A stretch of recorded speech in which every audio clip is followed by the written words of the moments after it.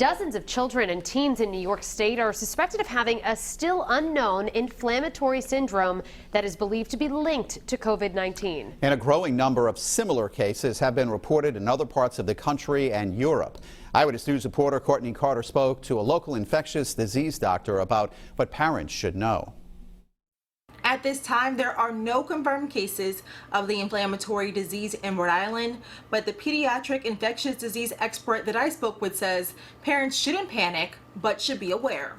While there have been cases of an unknown inflammatory illness in Washington, California, New York, as well as Europe, Dr. Michael Koster, interim pediatric infectious disease director at Hasbro Children's Hospital, wants to emphasize that there have been no known cases in the Ocean State. The condition seen in kids and teens has been called pediatric multisystem inflammatory syndrome.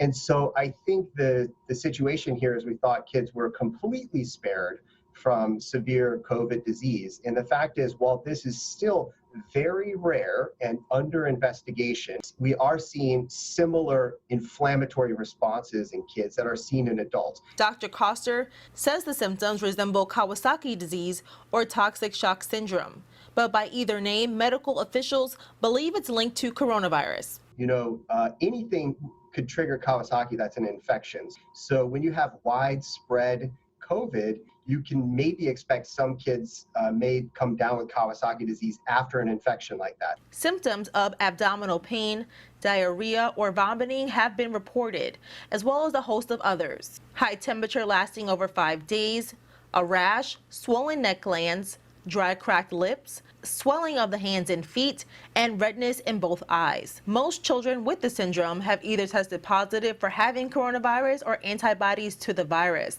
And according to New York State Department of Health case reports, some of the kids with the syndrome who tested negative have been exposed at some point to someone that had the virus. Pediatricians say parents should not panic, just be on the lookout. As of now, Dr. Koster says there's been no fatalities reported worldwide, but if a parent notices symptoms in their child or teenager, to get to the doctor immediately. I'm Courtney Carter, Eyewitness News.